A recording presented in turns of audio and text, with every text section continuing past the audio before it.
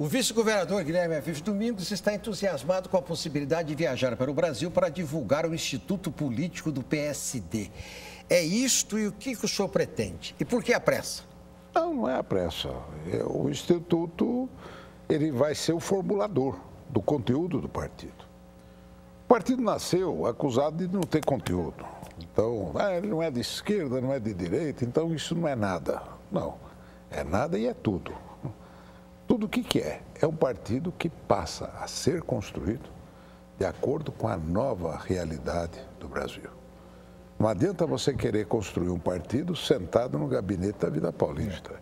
Você tem que correr e conhecer a realidade do país, esse novo Brasil que emergiu, o que pensa essa população emergente, quais são as necessidades, quais são os anseios. Portanto, os nossos seminários, ele tem o condão exatamente de organizar o pensamento.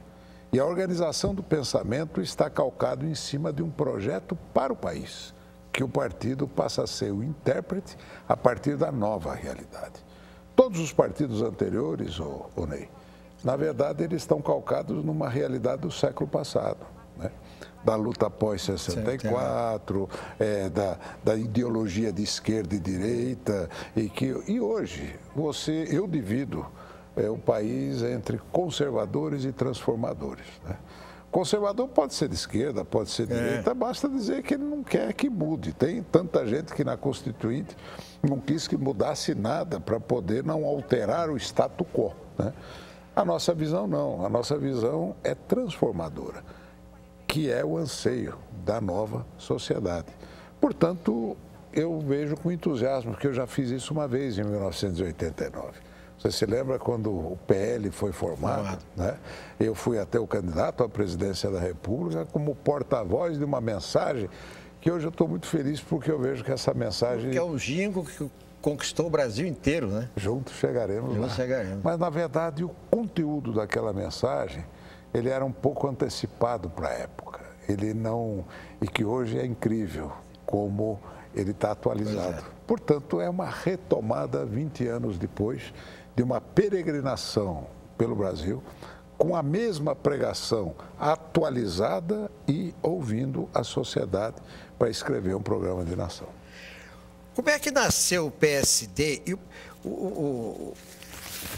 É inacreditável como o partido teve tanto sucesso tão rapidamente.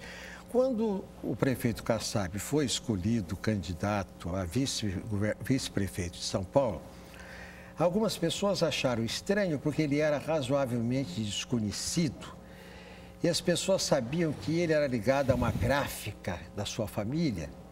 Aí, na época, eu falei o seguinte: olha, vocês estão enganados, vocês estão equivocados.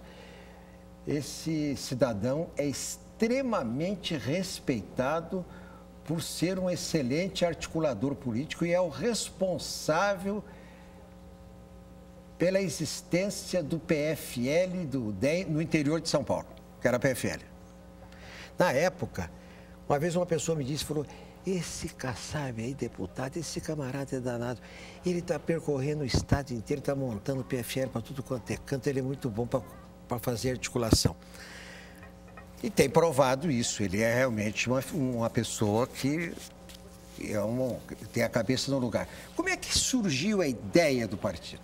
Bom, primeiro você tem... O senhor e ele são umbilicalmente ligados. O Kassab começou a vida política dele comigo, né?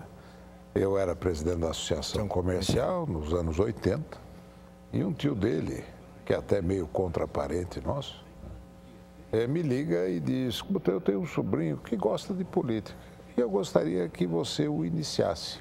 Falei, venha que eu tenho um núcleo de jovens empresários e ele vem participar desse núcleo. Ele era estudante de engenharia e de economia ao mesmo tempo, que ele fez os dois cursos. Aí aparece o Kassab com óculos enormes, garoto, 20 e poucos anos. Começamos a trabalhar. Foi quando surgiu o projeto da Constituinte, da formação do PL, tá? E ele, desde então, se transformou no meu braço direito. Então, a campanha presidencial toda, eu corri o Brasil com o Gilberto. Portanto, sim, ele era o articulador, era o chefe da publicidade, porque era uma microempresa política o nosso projeto, então ele era o que fazia tudo. Por incrível que pareça, esse relacionamento pelo Brasil que trouxe a campanha presidencial, trouxe um relacionamento que hoje ninguém entende a rapidez com que o PSD se formou. Porque grande parte dos que estão no PSD eram correligionários nossos de 1989, começando pela Bahia, que é o vice-governador, o nosso querido amigo Otto Alencar, que foi o articulador da nossa campanha à presidência em 1989. Então foi quase um despertar dessas pessoas que estavam esparramadas em vários partidos, somando mais outros que não estavam à vontade nas suas estruturas, nos partidos onde estavam, e aproveitando este espírito de mudança, porque nós estamos num processo de forte mudança. Como eu disse, os partidos não estão mais interpretando o momento novo. Então, há um anseio do político de ver quem seria um partido, qual seria o partido que interpretasse esse anseio da novidade. Foi aí a razão do sucesso do PSD e contando com a incrível capacidade organizadora do Gilberto. Porque não é fácil criar um partido político. Não. Manter é dificílimo, Todos criar, então é muito duvidavam. mais difícil. Todo mundo sonha em criar um partido político e não consegue. Os senhores criaram em menos de 2 anos. Foi. Não, o que é isso? Menos de 6 meses. 6 meses. Menos de 6 meses. É verdade. Pois bem, relações do Alckmin com Dilma e do Kassab com Dilma, que me parecem muito boas. Como é que o senhor vê isso? Sinal dos tempos atuais também? Claro, claro. Eu acho que hoje há uma visão pragmática. Uma coisa é a eleição, né? As composições, os jogos. Depois é a gestão. E hoje, se não houver uma cooperação entre os entes federados, a União, o Estado, os municípios, até porque hoje, no Brasil, há uma forte distorção de efeito do nosso pacto federativo. Hoje, as funções demandadas pelo povo, que é educação, saúde, justiça, segurança, é papel de Estado e município. Só que o Estado e município, que tem esta forte demanda da população, é o que fica com a menor parte dos recursos, porque 60% se concentra na mão federal, 25% no Estado e 15% no município. Então, se não houver uma cooperação entre esses órgãos, você não atende à necessidade enquanto não se muda o pacto federativo para dar mais recursos para o município, atender a demanda de saúde, aí está a realidade, mais recursos para atender a demanda da educação, mais recursos para o Estado para fortalecer uma política de segurança pública, que é o Estado que pega tudo no peito, a União não tem nada a ver com isso, e na parte de justiça, o grosso também é operado pelo Estado. Então, este conceito da integração dos poderes é uma necessidade para atender o que o povo deseja. Não, o senhor tem tanta razão que no século passado o simples contato entre interlocutores como Dilma, uma ex-militante, e o governador de São Paulo, um homem de centro, e o Kassab, um homem de centro, mas que frequentou um partido tido como direita, era impossível. E hoje não, as pessoas se dão muito... O senhor nota a seriedade com que a presidente Dilma trata o prefeito de São Paulo e o governador de São Paulo, absolutamente sério, normal, como se... Olha, sem nenhum eu posso resíduo... Até lhe adiantar que o relacionamento do Kassab com o Lula, né, antecedeu a esse relacionamento da própria Dilma. O Kassab e o Lula sempre tiveram um muito bom relacionamento, inclusive com a ajuda à cidade de São Paulo, porque a cidade de São Paulo, como eu lhe disse, pelo porte, ela não pode funcionar sozinha. Não tem arrecadação para poder aguentar o empuxo, né, da demanda. E ser prefeito de São Paulo é um problema sério, porque você está administrando uma nação, né? Com 36 bilhões de reais, que é muito pouco dinheiro, né? Esse é o grande desafio. Se não houver essa cooperação, você não governa. Doutor Guilherme, o senhor recentemente trouxe à tona um tema que, pela primeira vez no Brasil, ele foi desenvolvido por um homem público. Hoje ele já ganhou espaço porque a literatura internacional trata desse assunto e porque um empresário brasileiro chamado Eike Batista, a cada vez que se manifesta, usa esta expressão: eu sou simplesmente um empreendedor. O senhor trouxe o empreendedorismo para a vida pública como secretário do Serra pela primeira vez na vida pública de São Paulo. A história do empreendedorismo, o Ney, ela pega desde o início da minha atuação na vida pública com a bandeira da pequena empresa.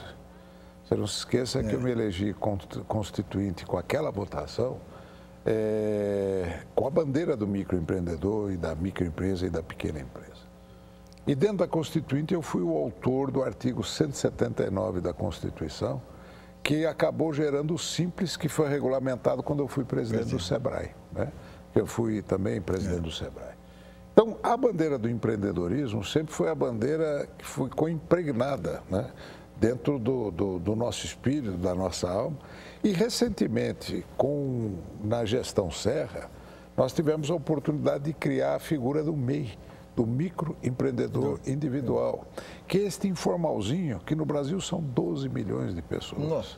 No estado de São Paulo são 3,5 milhões, ou seja, a população do Uruguai trabalhando na informalidade, que é a cabeleireira, a manicure, o carpinteiro, o pintor, o vendedor de pipoca. Conserta televisão, conserta a rádio. Então, esse universo, né, não era formal.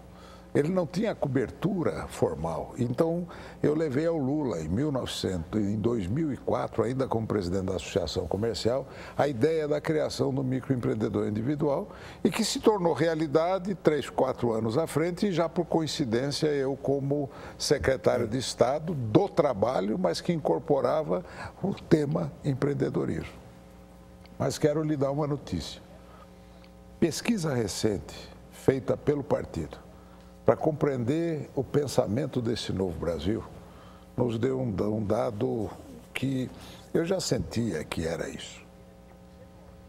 67% da população sonha em trabalhar por conta própria. 25% sonha em trabalhar para o Estado. E 8% sonha em trabalhar na iniciativa privada. O que é isso? Trabalhar na iniciativa privada num mundo em crise é alto risco. Ora, se é alto risco, eu prefiro enfrentar o risco sendo patrão de mim mesmo. Tá? Este é um clamor de liberdade extraordinário, o que marca a alma empreendedora que existe no Brasil. Nem todos conseguem, mas o sonho está lá. O sonho está na cabeça da pessoa. Eu quero trabalhar, e o sonho dele é trabalhar ele com a família. Porque o espírito de família é muito forte no brasileiro. Então, fala, pô, se eu pudesse ter uma esposa trabalhando comigo, com os meus filhos. Então, a ideia, família e empreendedorismo estão muito interligadas.